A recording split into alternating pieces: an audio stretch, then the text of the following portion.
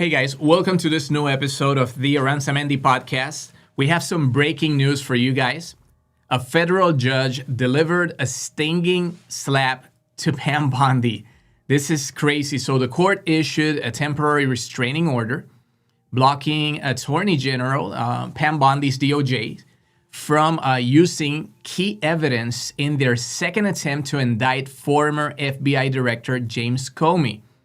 The judge cited concerns over the evidence legal retention and possible Fourth Amendment violations. So we're going to get to all of that. We're going to connect the dots. But this ruling, I just want you to know up front, this ruling comes after the first dismissal of the Comey and Letitia James indictments due to the prosecutor being illegally appointed. And a disturbing pattern of profound investigative missteps, okay? So this whole situation reveals the DOJ's, alleged incompetency across the board and weaponization of their power. So we're going to be talking about that, and I have, the news here that I'm going to be sharing with you. But first of all, let me say and share this with you. If you're new to the channel, please, if you can, later on, once we finish here, visit Brian Tyler Cohen Espanol. I have been working with Brian for the past almost 3 years now, and we've been running this Spanish project, pretty much translating and dubbing all his content to Spanish, and it's a great channel with a great mission. It's reaching a lot of people. It keeps growing, and we need more supporters. Obviously, even though it's growing, we're not nearly, where we want it to be when it comes to making sure that we can get real information, real facts, the real news to our Hispanic community. So if you have any Hispanic friends, family, co-workers, please send them to this page, Brian Tyler Cohen Espanol. We'll definitely appreciate it. And you can also visit my Spanish podcast too if you prefer Spanish, or the same thing. You can send friends and family, Hispanics, send them to my channel. It's called the Aranzamendi podcast, just like you can see here. Let me actually put it on screen for you. Well, if it's going to be the Spanish one, it's going to be this one. Here it is. So you'll see Aranzamendi podcast and then Espanol. And then, of course, for this episode, I'm just gonna use the English one and remove the Spanish. Okay, so there we go. Subscribe to the Aranzamendi podcast. So if you're not subscribed here either, please do so. So first of all, guys, when it comes to the news, Pam Bondi, let me show you here what's going on right now. Let me bring up this page directly from CNN. So, judge temporarily blocks Justice Department's use of evidence in dismissed Comey's case. They were trying to prepare. Remember that the first case, the first indictment against James Comey, was dismissed because Lindsay Halligan, the U.S. attorney that Donald Trump named his personal lawyer once he fired the career Republican that he had named first as U.S. Attorney for the Eastern District of Virginia. Then he named Lindsay Halligan, but he didn't have the authority to do so because a president gets only one shot, one chance to fill a vacancy in any of these districts based on the law. And the law says that after 120 days, if you haven't gotten a confirmation from the Senate confirming your nominee, or your appointed person, then unfortunately you don't get to pick a second candidate to go, beyond the 120 days. Then that power, that authority belongs. It's literally moved to the district court. So then after the 120 days, the district court, in this case the Eastern District Court there in Virginia, that's the one that picked, is going to pick the candidate. In that case, they decided to extend the original appointee, which was Eric Siebert, a Republican. So they extended Eric Siebert's appointment, but Donald Trump wasn't happy, and Donald Trump fired career Republican, great respected prosecutor by both parties, very well respected guy with a lot of integrity and discipline. But Donald Trump didn't like him because he didn't want to indict James Comey and Letitia James politically. He wanted, regardless of the evidence, he's like, just do it. Bro, that's all I want you to do. Do it, right? And this guy said that he believed there was not sufficient evidence to pretty much go after any of the two. So Donald Trump fired him, and then he appointed Lindsay Halligan. But we knew where that, was headed as soon as the courts, analyzed the law and the appointment and how it went down, and the district court confirmed that they had, after the 120 days, they had confirmed Eric Siebert, not Lindsay Halligan. It was 100% obvious that the Department of Justice was just completely out of line and illegally appointing a person just because they wanted to find somebody to do Trump's bidding that the career Republican, who happened to be a very respected prosecutor, was not willing to do. But this lady that they brought in, Lindsay Halligan, not only she was Donald Trump's personal lawyer, this lady also happened to be an insurance lawyer. She had absolutely zero experience when it came to the criminal side of law, but she was willing to do Trump's bidding, so she was absolutely perfect. Donald Trump was like, yeah, we'll just bring you in. Don't worry. I'll have people that will help you do the paperwork and everything. And boy, that went bad. I discussed that in prior episodes. It was a shit show from the get-go, a complete shit show. But anyway, let's go back to the news and let's read it just a little bit here so that you can see exactly what happened now. So now, since the case was dismissed, remember, it was dismissed around a week and a half ago, and they had 10 days to come up in James Comey case, since this crime that they're trying to accuse him of, that crime was already, the statute of limitations was expiring by the time they filed the charges. By the time they indicted him, the statute of limitations was about to expire. So after they finally indicted him, I believe it was like 2 or 3 days after that, it finally expired. So now this prescribed. They're past the statute of limitations. I believe in this case was 5 years. That window has closed, and they had only, in this case, 10 days to be able to successfully appoint another prosecutor, make sure it was, legally appointed, and that he could, move forward, he or she, could move forward with kind of like retaking this case, resuming the case, if you will.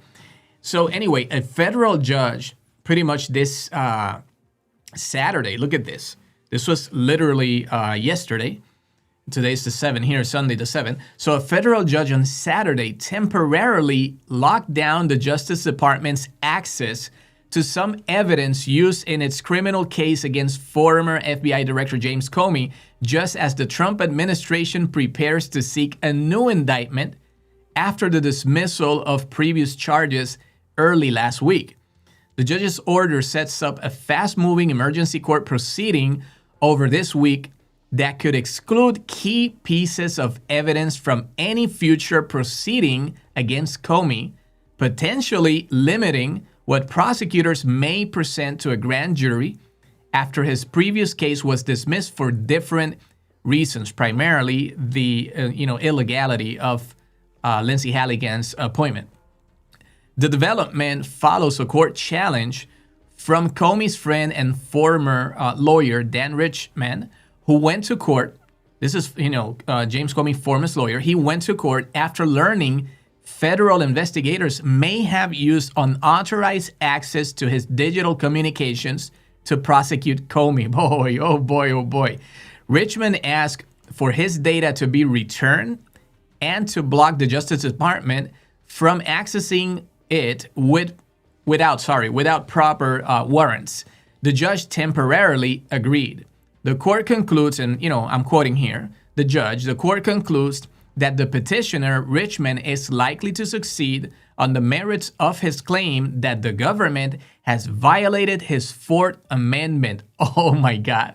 Right against unreasonable searches and seizures by retaining a complete copy of all the files on his personal computer, an image of the computer, and searching that image without a warrant. DC Court District Judge Colleen Collar Cotterly, wow, what a name, Judge Colleen Collar Cotterly, wrote in a 4-page ruling. And, there's obviously more details. I'm not going to go into all of it like right here. I'm just going to copy the link in case you want to read this. This just happened yesterday. So anyway, this is kind of like all over the place, pretty much. But anyway, anytime I bring any news to the show, any article, I like to share the link. So I just shared it. So now you have it there in the comment section, in the live chat comment section.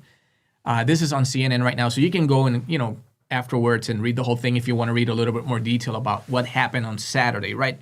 But the main thing here right now to keep in mind is the fact that these people try to use apparently privilege information. Remember, there's this confidentiality protected by law.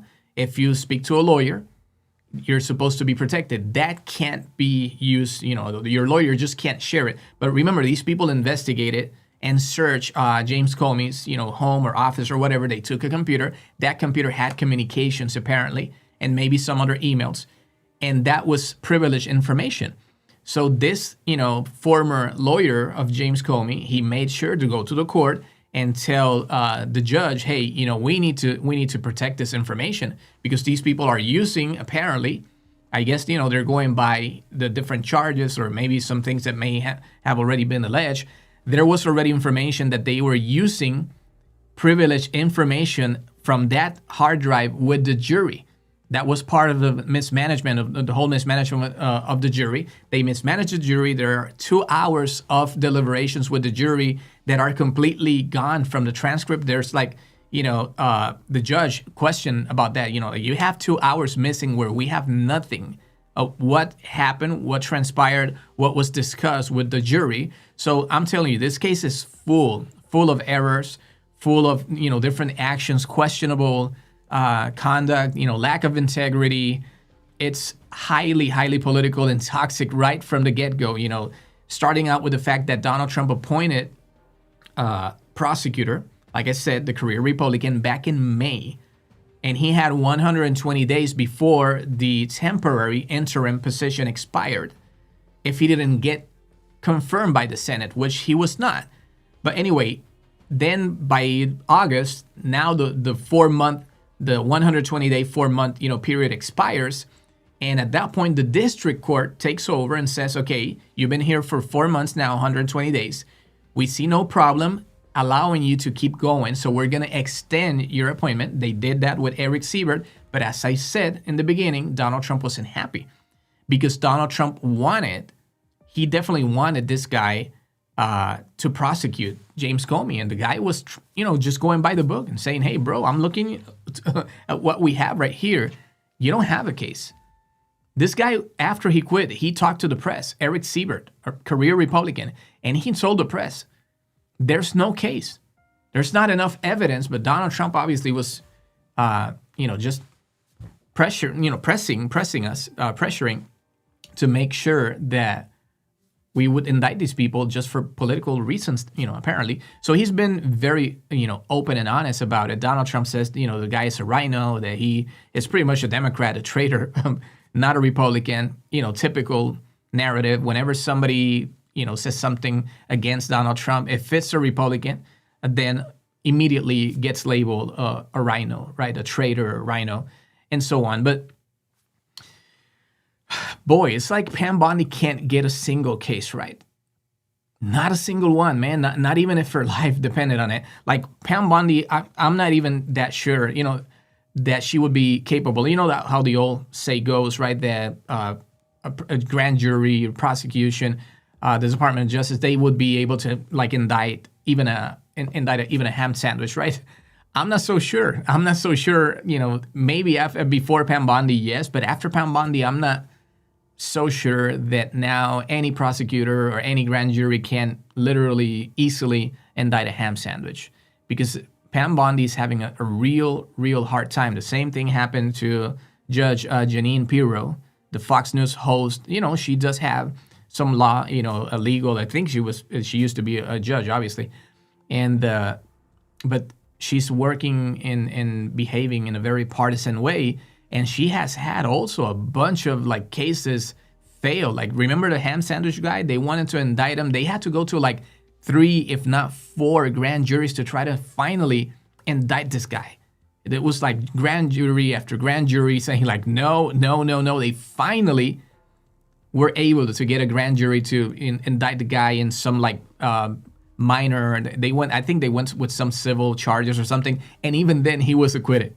The guy wasn't even found liable for whatever they were trying to charge him with. So it has been everything about the narrative, everything about the image, that they want to convey, that they want to like just give, like show to the country of like some form of like persecution, and we're taking care of like the internal enemy or stuff like that. But I know in life, they tell us that we should dream big, right? That you should be positive, that you should just aspire to like reach the sky, right? Because the sky is the limit. But I think that's proving not to be very helpful when it comes to Pam Bondi. Like, you can definitely tell when somebody is way over, over their head when it comes to just not being able to fulfill a role.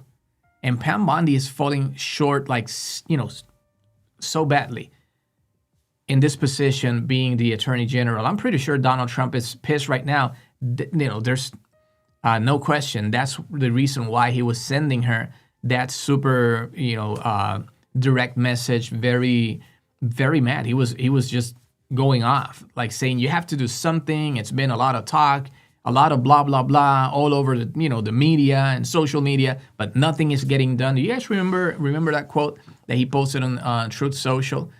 I'm pretty sure I should have that like right here. If you allow me just a second, I may find it quickly. I hope so.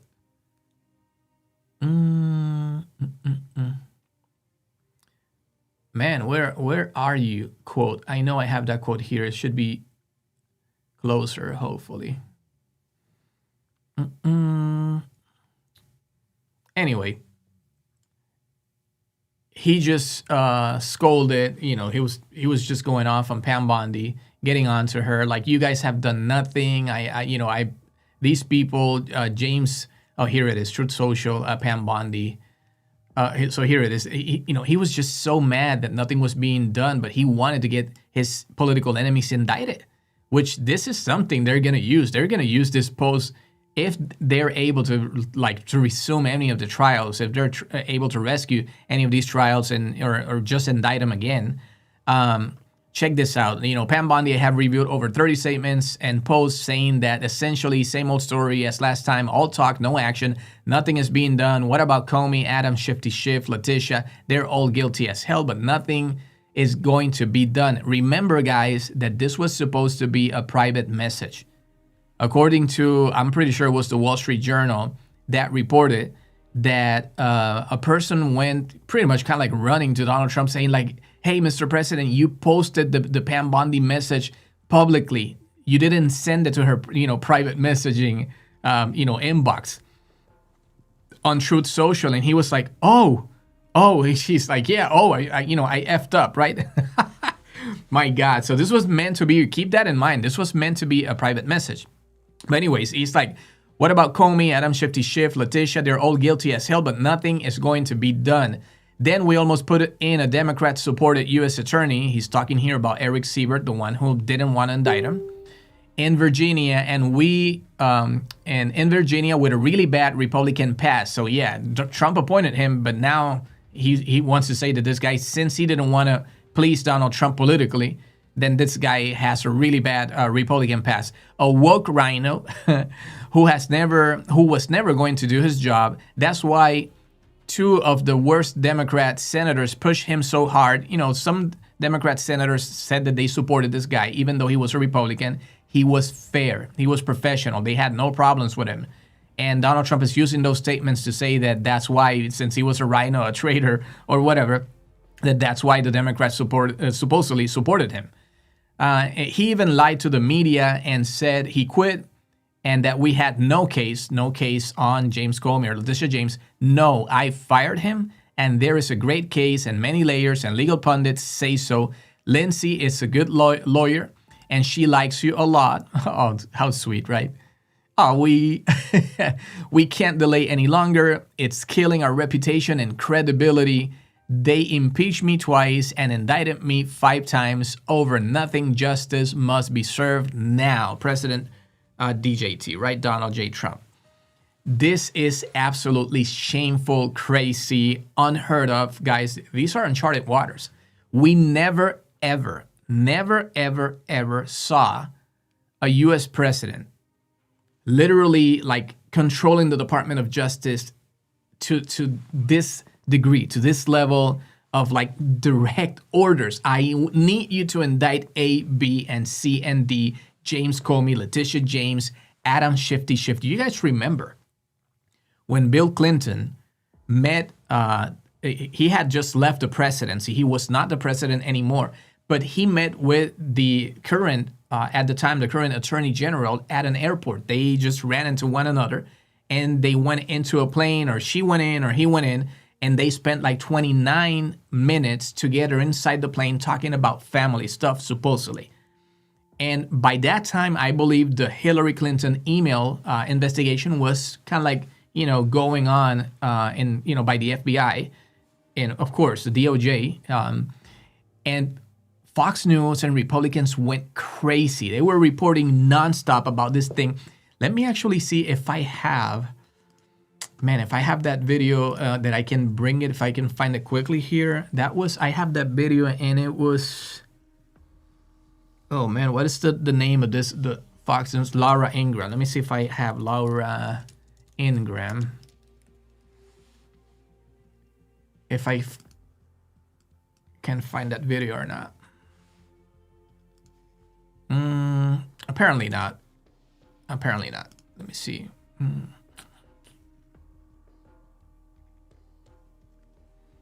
just checking my database here for the videos, and let me see if it appears by Clinton.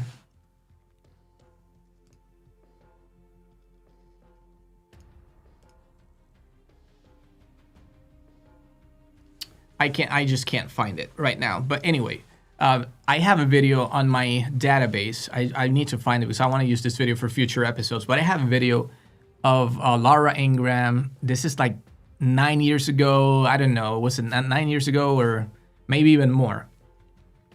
And she was just going off with another Fox host. And they spent like 6 or 7 minutes talking about how improper, how unethical, how unprofessional, and how bad it was that a U.S. president decided to just run, just casually run into the attorney general and sit down with her. They're like, what was he thinking? So many investigations going on, and his own wife is being investigated. What is he thinking? He's going to think that the country's really going to believe, is he really going to believe that the country is buying that they were just talking about like family matters? This is so, unacceptable. This is unforgivable. Well, it was the worst thing ever. It was the apocalypse. This was just Armageddon.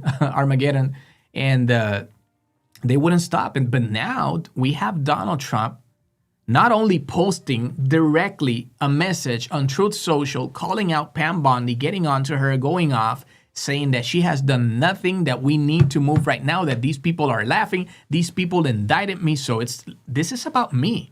They hurt me, my little corazoncito, my little heart is hurt, and I need revenge. They have to pay. So this is not about if there is a case or not. This is about I want revenge. And he's literally, pressing her. You have to do this. He meant to send this as a private message. I wonder how many more messages has he sent now to Bondi, knowing that he even did. Donald Trump held a press conference and, at the Department of Justice. He went, they didn't run into one another in an airport, in the tarmac area, whatever. No. Donald Trump went down to the Department of Justice and he held a freaking press conference next to Pam Bondi, saying, these are my enemies. These are the people that I need you to go after. You should indict them at the Department of Justice. And Pam Bondi immediately, yes, sir, yes, Mr. President, whatever you say, the American people deserve to know, they deserve the truth, and we're going to do everything to hold those who violated the law accountable, blah, blah, blah, blah. This lady, man, I'm telling you, she has to be. I thought it was Bill Barr. Well, to be honest with you, I think it's a tie between Bill Barr and Merrick Garland, because even though I'm a progressive, I believe Merrick Garland was probably one of the worst, attorney generals like ever. He waited 2 years. This guy waited 2 years to indict Donald Trump. We saw the insurrection like live on TV, and this guy decided to wait. Yeah, let's just wait. Precisely because he waited so long, Donald Trump had enough time to keep coming up with delay tactics and tricks and all sorts of things to just prevent these cases from moving forward. And it got to a point where finally he was campaigning, I'm the official nominee, I won the nomination, now this is a political thing, and they started backing down. That was Merrick Garland. So, Bill Barr was pretty bad. Merrick Garland pretty much like almost right there, up there with Bill Barr. But Pam Bondi, man, she's on a league of her own. She's the GOAT of the worst. When you come up with the list of the worst attorney generals, hands down, no contest, she is the worst of them all. She's not even concerned about appearance. She's not even concerned about, the people just getting to the conclusion that she is just weaponizing the Department of Justice. By the way, if you're connected and, please vote. I have a live poll right now on YouTube. Let me see if that's actually showing up. It should be showing up. Yeah, we already have a couple of people participating. Is Pam Bondi weaponizing the DOJ to please Donald Trump politically? Yes, no, I don't know. So it's live right now in the chat. So just subscribe so you can participate in the chat and live. And cast your vote. Let me know what you think, if she's really weaponizing the Department of Justice or not. But I don't think she's even concerned about the optics. She's just like, even to that post, Truth Social post, she responded saying like, yes, Mr. President, yes, we're moving forward. We're going to do it. So that to me is absolutely crazy. But anyway, she's losing 96% of the Department of Justice cases. And this to me is one of the craziest things. Would you hire a lawyer that loses 9 out of every 10 cases? Maybe almost 10, because it's 9.6, it's 96%. So 9.6. She is losing cases left and right. The sad part about that is that those cases are costing taxpayers millions of dollars on sham, scam, 100% politically motivated investigations, resources that should be maybe put elsewhere, providing, real citizens that have real problems from, both parties. Doesn't matter. There's real people suffering out there that need the Department of Justice to step up and help with real problems. But no, they're putting all resources into Donald Trump's agenda and revenge, tour and revenge list, going after all his political enemies. That's where they're spending your money, your taxpayer money. So that part, in and of itself is just like bad enough for her to just realize that she should quit. But then, you look at the record, 96%. Then you look at how they're handling the appointments. We just discussed how the case, James Comey case and Letitia James case, was dismissed because they appointed the attorney, the U.S. attorney, Lindsey Halligan, completely illegal. The law states that you have 120 days to name, a replacement for a vacant position, and they did. But you get only one position. You can name only one person. If within 120 days you don't get that person confirmed by the Senate, you cannot bypass the process by, just looping the appointment naming. You just can't do that. That was what George W. Bush used to do back in the day before Obama. That's why Congress amended the law, because the law stated that, there was apparently pretty much this eternal, an indefinite opportunity to keep naming more temporary U.S. attorneys. So 120 days, no confirmation from the Senate. Fine, I'll name a second attorney, U.S. attorney, for the same position. So even though it wasn't the same person, they could get away naming loyalists who would not pass the Senate confirmation, vetting, filtering process, because remember, this is a system of checks and balances, and the whole thing with having the Senate confirm is making sure that these people that we appoint to some of the highest positions to perform as U.S. attorneys, that these people don't have a partisan, partisan bias, that they don't have any conflict of interest, because you don't want to put somebody to lead a district where maybe he could impact some cases where he has family members or people with direct ties to the decisions that he's going to be making, like right away, stepping in.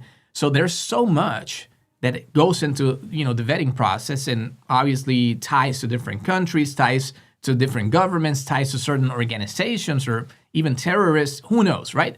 They check all of that. That's why Congress said, the George W. Bush administration is just mocking us, mocking the whole, checks and balances and the separation of branches of government. They're mocking the whole thing, the Constitution. So we're going to amend the law and say, yes, you get to name one, U.S. attorney for a vacant position, but you don't get to name two. So make sure you choose wisely who you're going to put there, and make sure that he or she can be confirmed by the Senate. So they said, this is not going to happen anymore. We're going to close this loophole that George W. Bush apparently exploited. Imagine naming 4 in a year. They have 120 days. That's 4 months. So that would be, literally just naming, 4 months each. That would be a whole year. Bypassing the Senate. It's like, F you, Senate, F you. We don't need you. I just need a year to get all these cases going, indict all my political enemies, and then, I may choose somebody and allow you to confirm them. But for the time being, I'm just going to go on with these temporary consecutive nominations of interim U.S. attorneys. And then Congress said, no, that's a no-go. And they did that. I believe, if I'm not mistaken, that amendment happened around maybe 2013, I believe, or so. So anyway, the thing is that the law is very clear right now. Donald Trump doesn't get 2 chances to name U.S. attorney. Or after the 120 days, if the Senate hasn't confirmed the one that he appointed, then the district court can remove that lawyer, that U.S. attorney, and name a different person. But it's the district court, in this case, that has now the legal authority to determine if they want to keep the Trump appointee there longer, just extend it, or if they want to say, you know what, this guy hasn't done a good job, let's remove him and let's bring in somebody else. But that's the district court, not Donald Trump. That's why they had to remove these people. And that means Lindsey Halligan is gone from the Eastern District of New York. Bill Essayli is gone from a district in Nevada. And now Alina Habba, his own personal lawyer too, was just removed as U.S. attorney in New Jersey. Same scheme, they named her to one position, and then what they did, look what these people are trying to game the system.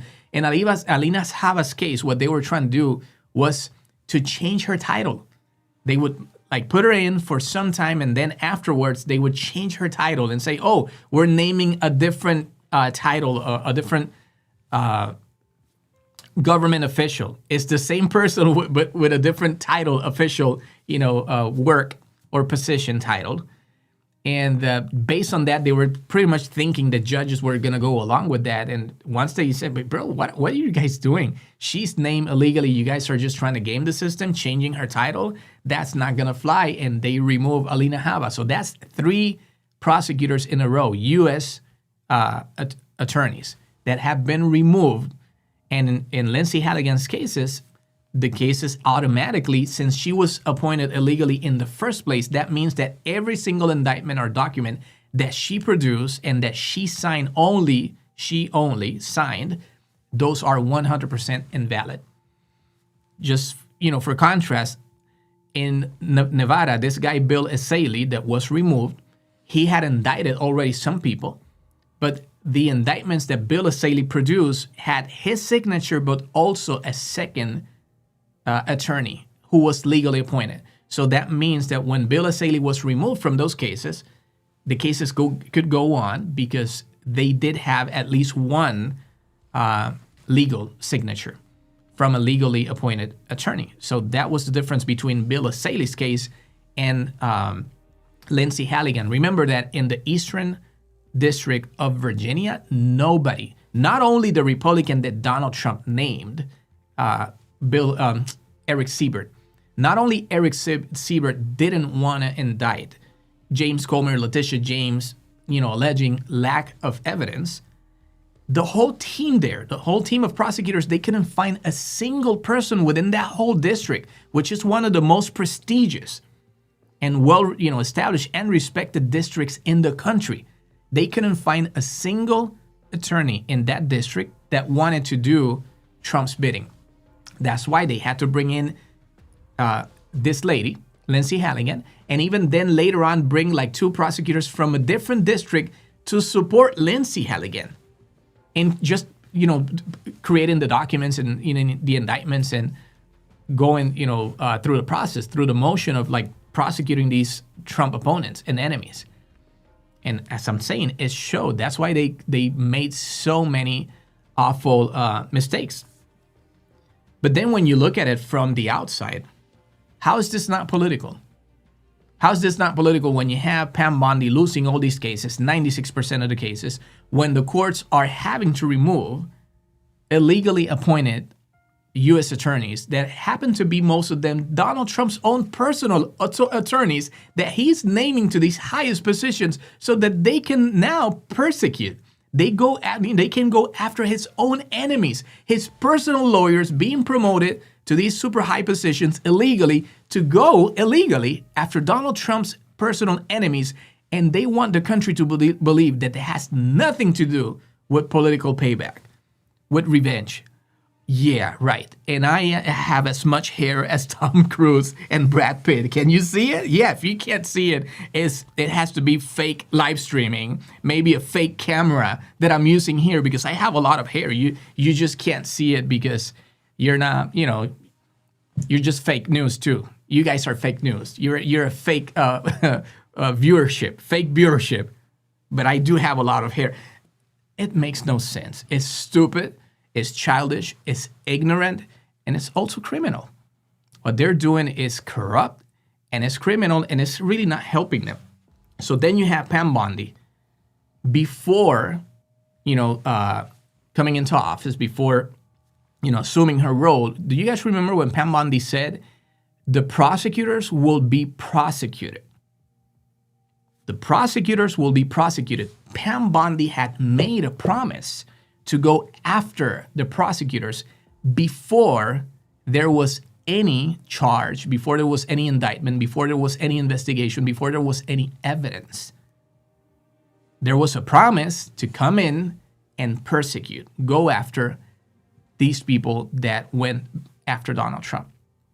And that reminds me of one of the judges that said, and I believe it was in this case with Lindsey Halligan and James Comey, and Letitia James, the judge that was handling James Comey's case, he told the DOJ's attorneys, he told them, in law, when it comes to the court system, to law and how you handle an investigation, you normally start with a crime and you work your way backwards until you find the suspect, the criminal who actually committed the crime.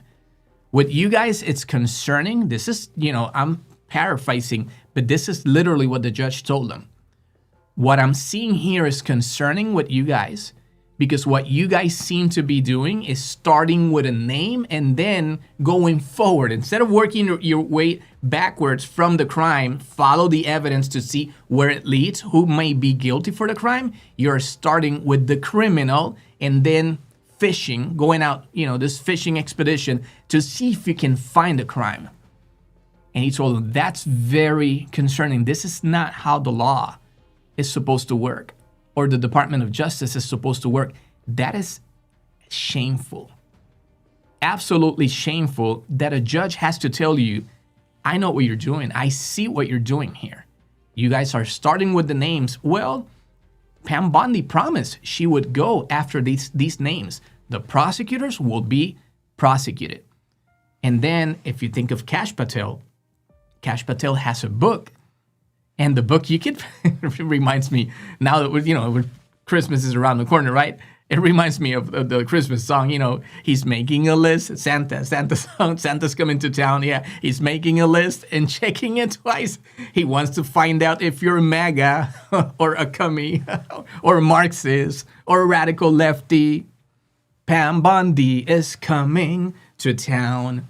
Pam Bondi. Well, I should have said, my bad, Cash Patel. He's the one with the list. Well, Pam Bondi had her list too.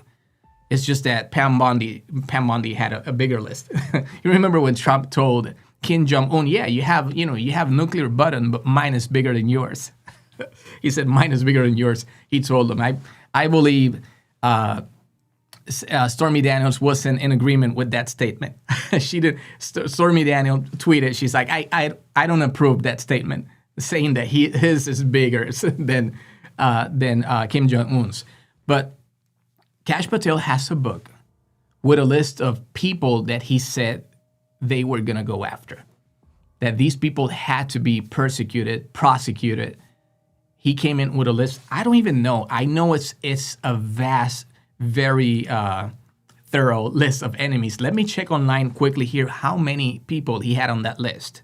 And if the current people that have been indicted and are being investigated, like Adam Schiff and John Bolton and Letitia James and James Comey, which have been, the first pretty much on this list of enemies that they're prosecuting. Let me see if they're on this list here. Let me check quickly.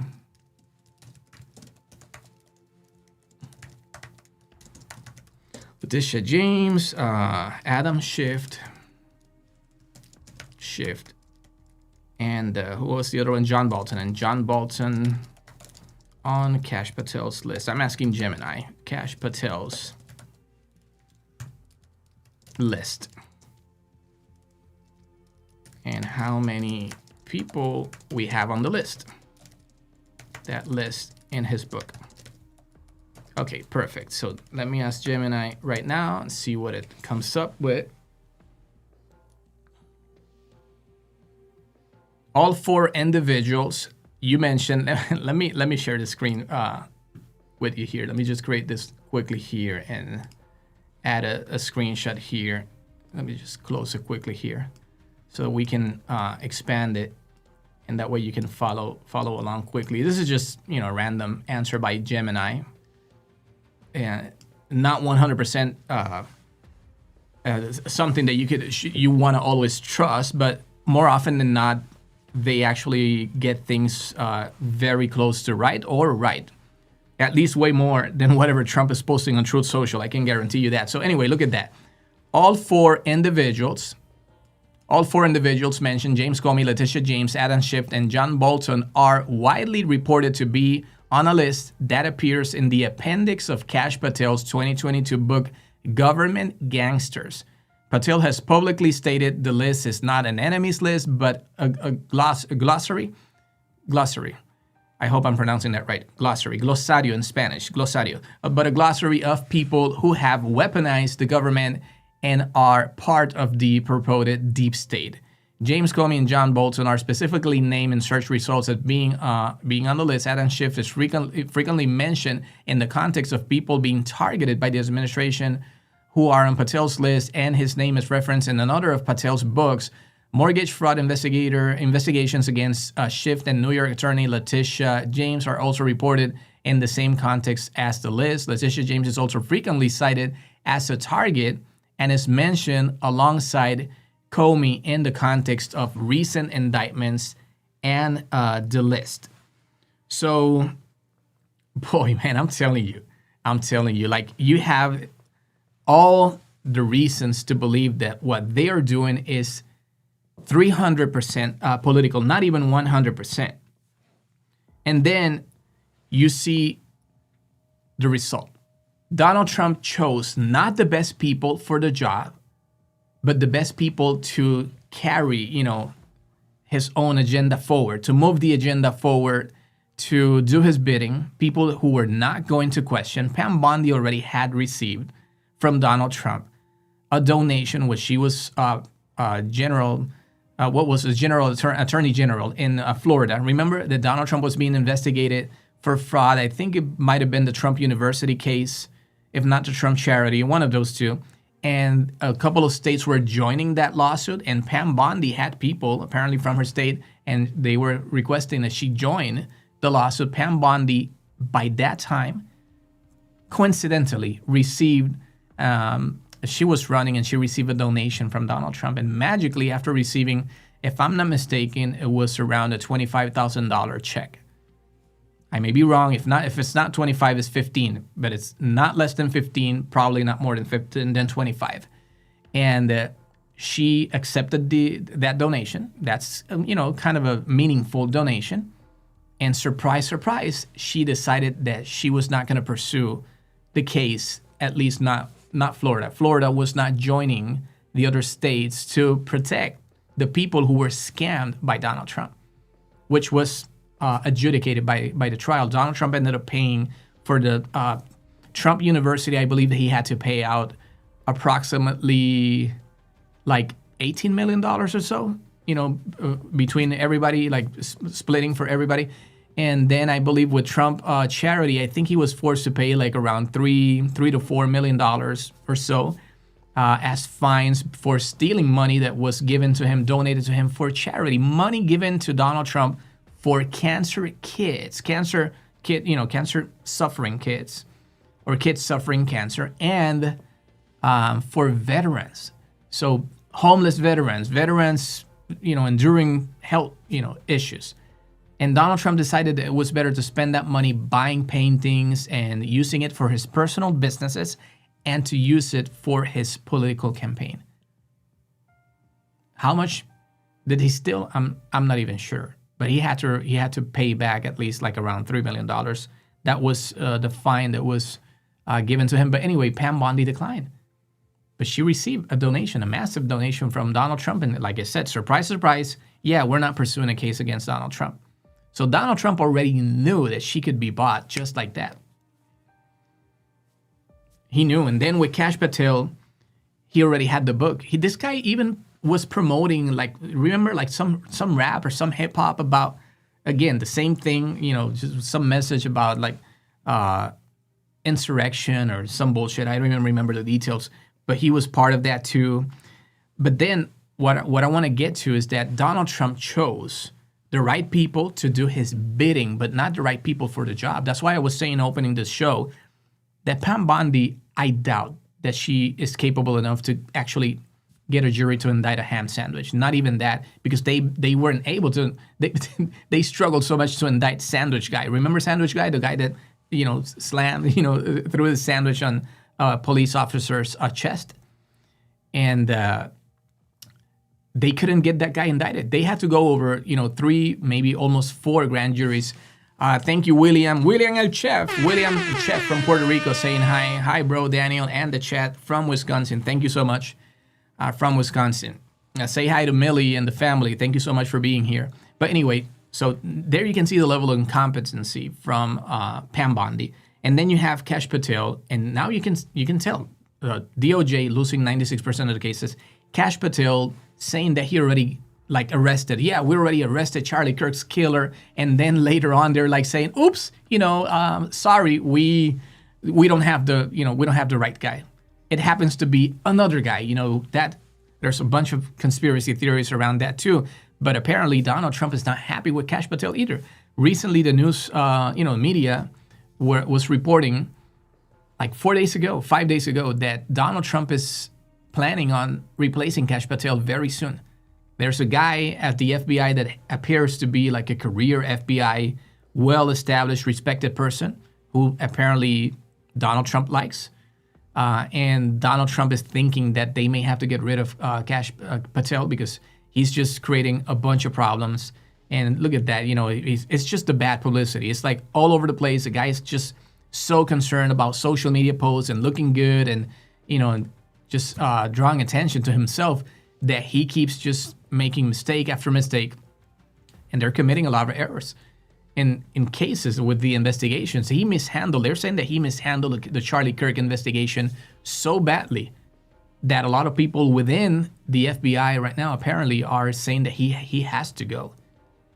The same with Bongino. They're saying that these people are pretty much like clowns. These are the most inexperienced, and it shows they have zero FBI experience.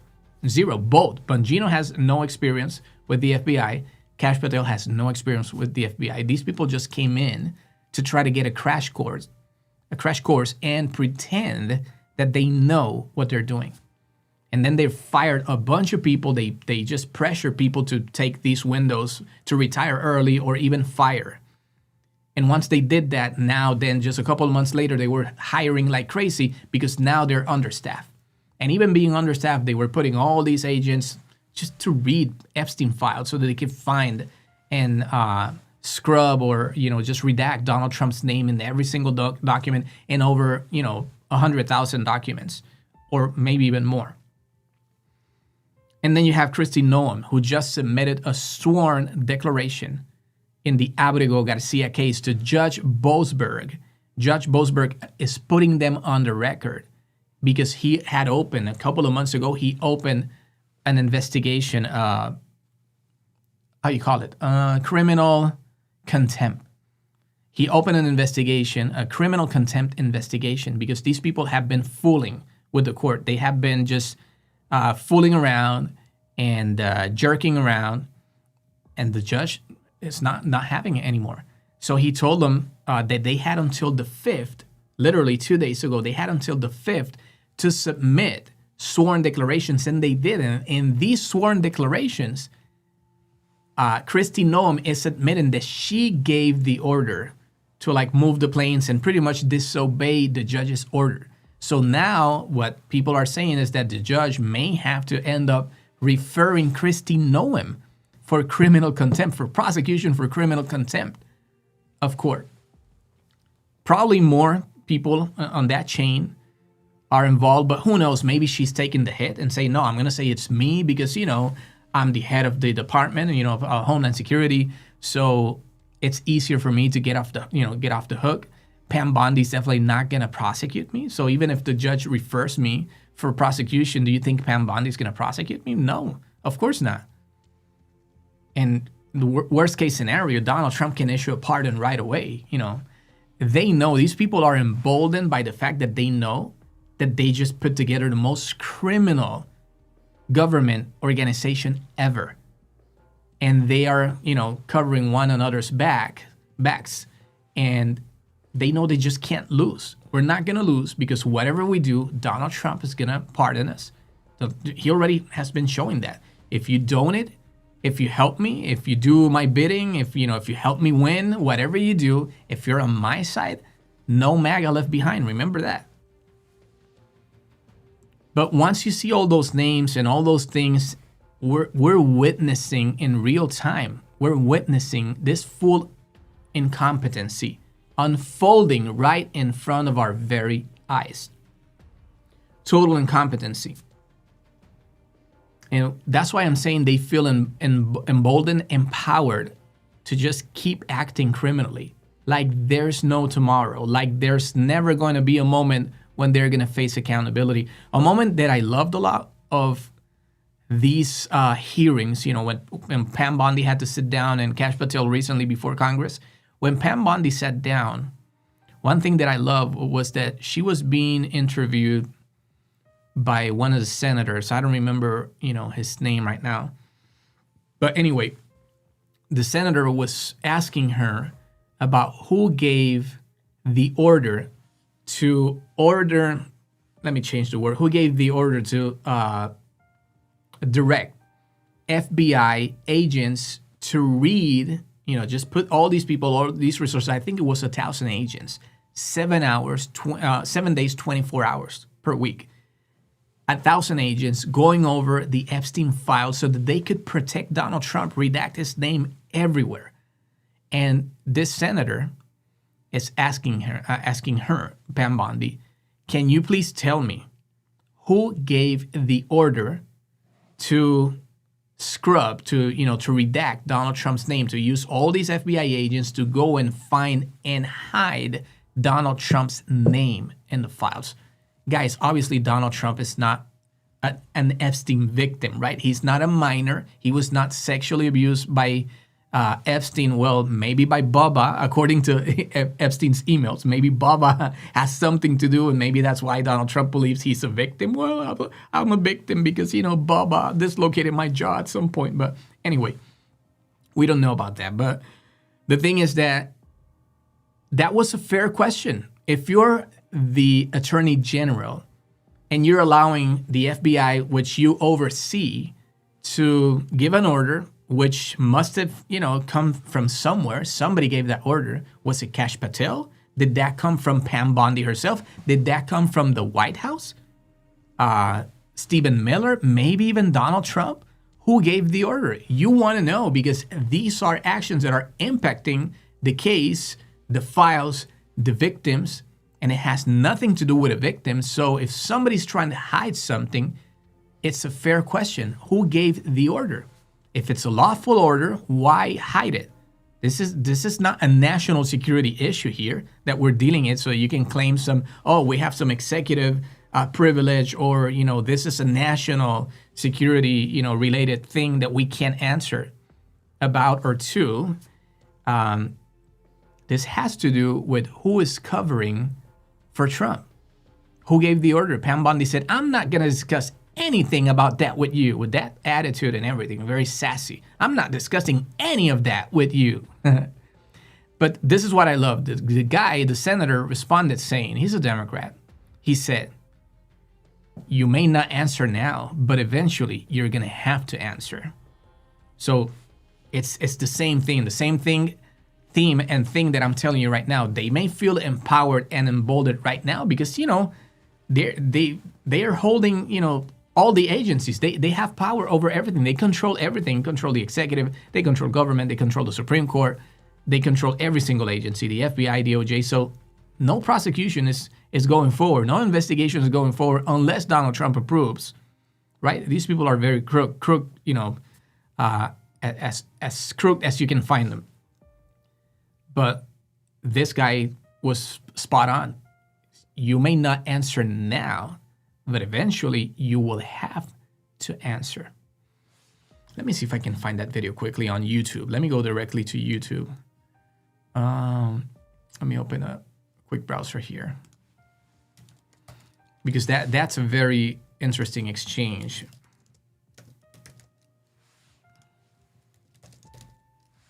Just a second here.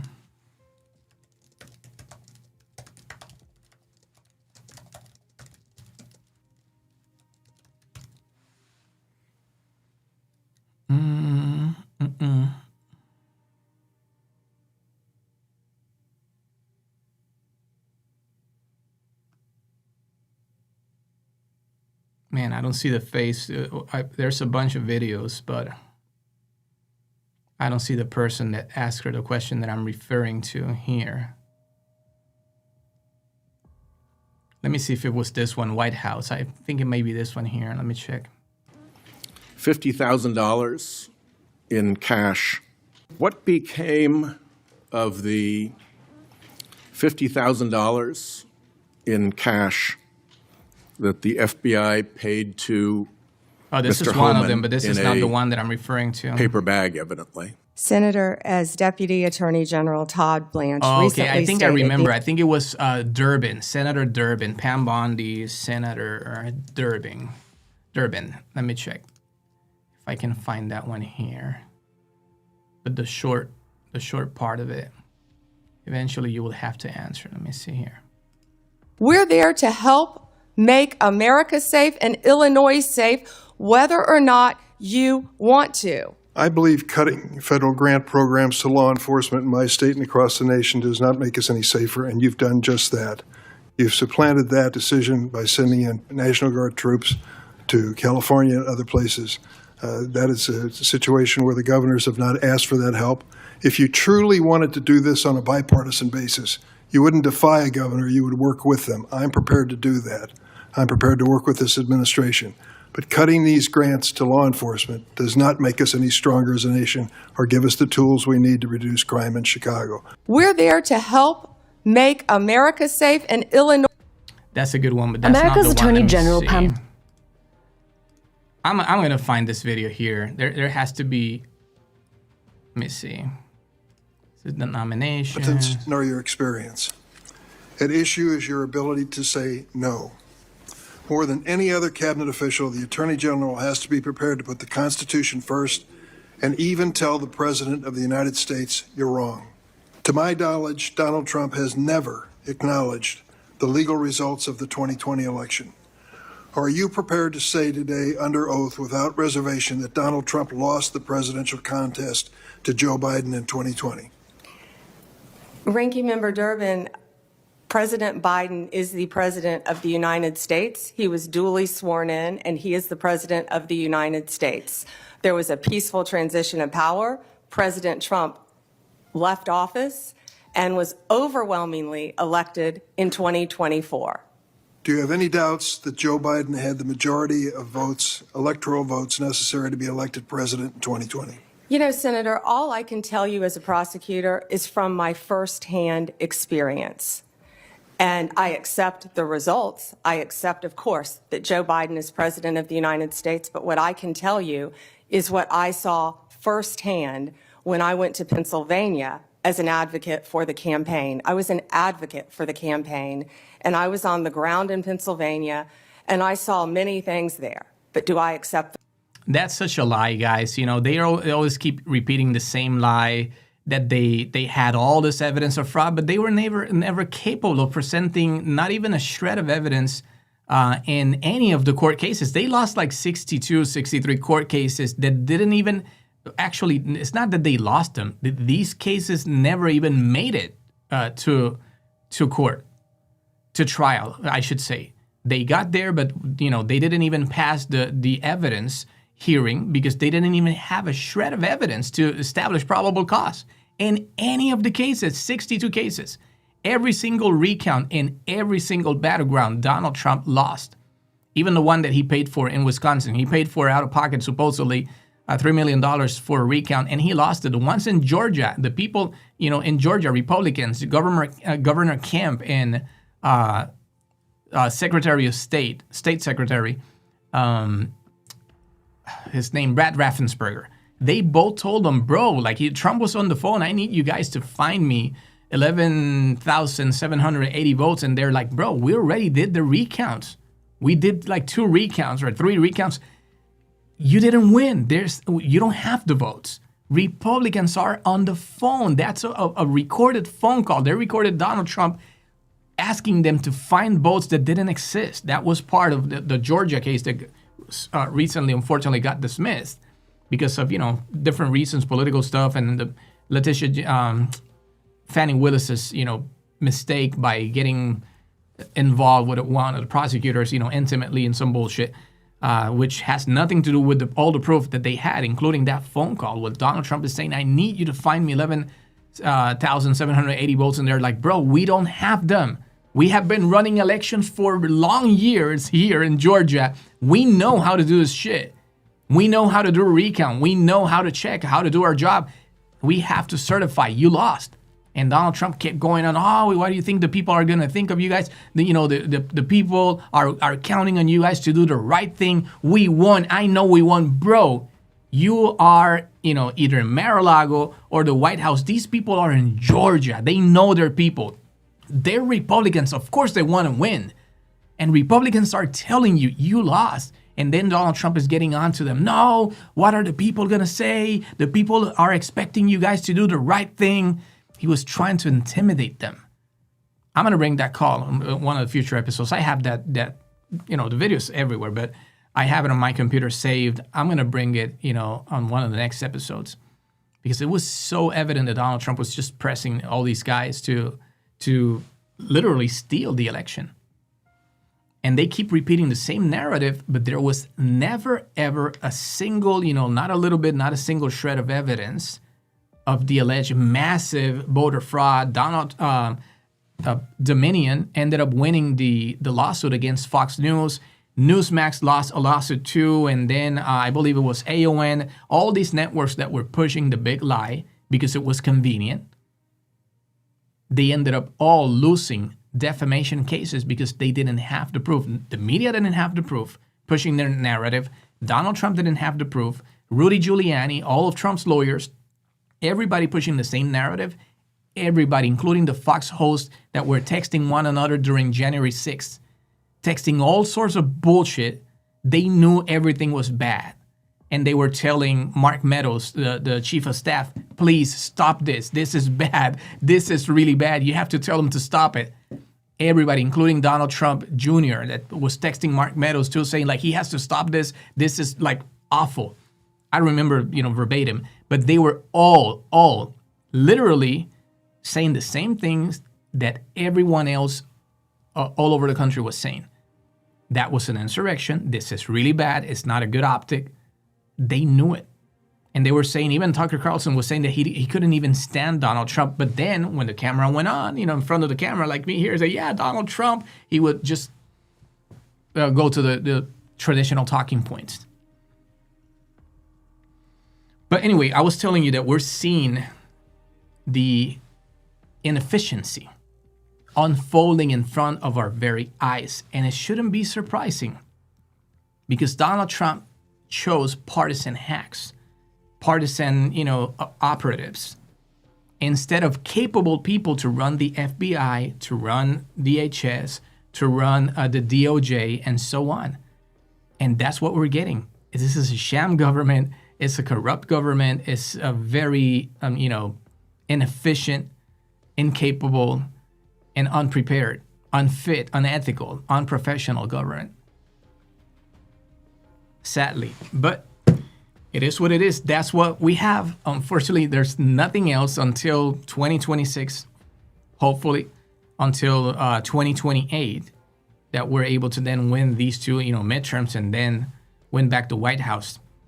I can see the blue wave coming. The same way we saw it on November, what was it? 4th? November 4th? Recently, 5th?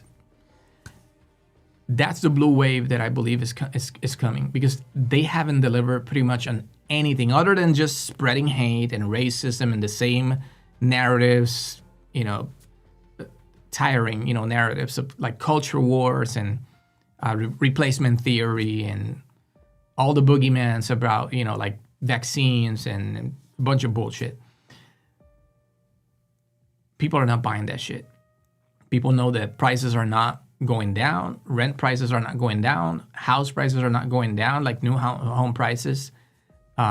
Cars for the first time are $50,000 on average in the country. Electricity is going up. Groceries are through the roof. Coffee, people are turning vegetarian because they just can't buy meat anymore. The lumber industry is destroyed. Now they said they're going to rescue with an incentive, a bailout, some incentive for the lumber industry because Donald Trump destroyed it. The farmer industry completely destroyed. They're about to deliver a supposed incentive, a rescue plan. Tariffs are hindering everything, making everything more expensive, furniture, tech, stuff. Then on top of that, that's also hindering our relationships with the rest of the countries because people obviously are not happy about all these unilateral tariffs. There's so much, guys. The list is so long. But anyway, I'm going to wrap it up here. My name is Daniel Aranzamendi. Please go and visit my Spanish channel, Aranzamendi Podcast Español. Help me out there too. If you can, primarily here, please like and subscribe. Things are looking kind of sad. I'm trying to grow this channel now. My main effort daily is on my Spanish channel, which is doing pretty good. I'm around, 43,000, almost 44,000 subscribers. Is going good. It's growing. This one now I'm actually starting to just try to be consistent. I'm starting to put more content here, publish more, at least 3-4 times per week. And it's as sad as Stormy Daniels was sad the same night, that she spent with Donald Trump. It was very disappointing. So right now, I wish I could have, 10, 20, 100 people on my chat like I usually do in my Spanish channel. So If you're watching and you made it this far, please like, subscribe, so you can support my work.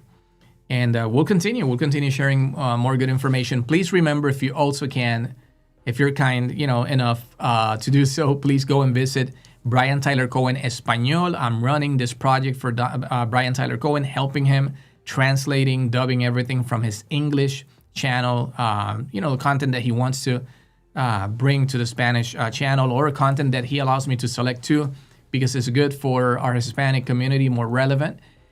So we're doing this for the past almost 3 years now, and it's been very successful. It's growing a lot. We're up to 357,000 subscribers, but that's not nearly enough. That's barely scratching the surface of our Hispanic community here in the United States, and obviously abroad too.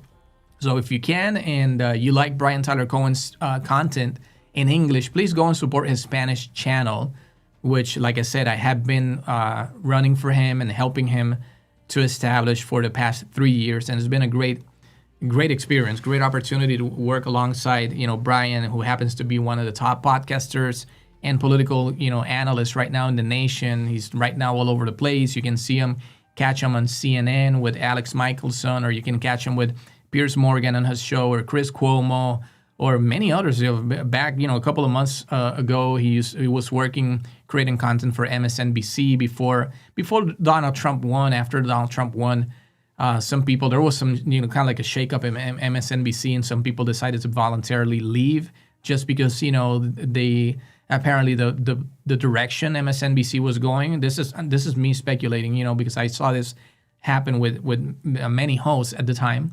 Some were fired, and some people left voluntarily because they thought that they were not aligning anymore with MSNBC's position at the time. They seemed to be, apparently kind of like caving or being submissive and supportive of Trump's, or just trying to please Trump. But anyway, so all I'm saying is Brian is all over the place. You can find him on all these different networks as a contributor, invited as a guest too. And then his English channel has over 5 million followers right now. So he's right there all the way to the top. I think one of the most recent ratings or rankings reports, he was like, I don't know, between, I think it was like among the top 10 in the whole nation, like right up there with Midas Touch and the Joe Rogans of the world and some others that have been quite successful. So anyway, having this opportunity to work with the Spanish platform with him, and learning from all the content and all the great guests that he's always bringing to the show has been just a very, very productive opportunity for me to get up to speed with many of the issues here in U.S. politics too, especially since I've been immersed doing this pretty much almost 7 days a week for the past 3 years. In some cases, we have been working with 4, 5, 6, even 7 episodes in one day, covering everything from the economy, to the legal cases, Donald Trump's criminal trials, civil trials, state legislatures, you name it, whatever's going on around the nation or even internationally involving USA and our news, we have covered, one way or another. So it's been a pleasure, and it's a pleasure to be here with you guys today. So thank you so much. My name is Daniel Aranzamendi, and this is the Aranzamendi podcast. I'll catch you guys on the next episode. William, gracias. Thank you so much for being here. Let me actually check let me place it here. Let me add this here so that we can go and check quickly what's going on with our the poll here. Let me check here quickly. Look at this. It's a humble poll. I think I saw just like 7 votes. I still obviously don't have like the audience that I would like to have here, but this is what you have to do. You have to just be consistent, keep working day by day, and you're going to reach more people. The algorithm is going to start helping you, and eventually this is going to get to more people. When I started doing these episodes a couple of weeks ago, 20, 30 people were watching. Right now I have episodes at 7,500, views, or even a little bit more. Some of them at 1,000, some at 800. So it's starting to go in the right direction. We have to just be consistent. And so look at this. Is Pam Bondi weaponizing the DOJ to please Donald Trump politically? And this massive participation, 7 votes, we have 86% saying yes, 14% saying no. So definitely I guess the vast majority of the country will feel that way. I think I've seen many other polls that are actually, coming from big networks, and people are saying the same thing, that Pam Bondi is unqualified, that she's just doing Trump's bidding. So I'll keep, posting these different polls as we do the show moving forward. But anyway, thank you so much. Have a good rest of your day, and I'll catch you guys on the next episode. Please don't forget to like, subscribe, and I'll see you soon. Bye-bye.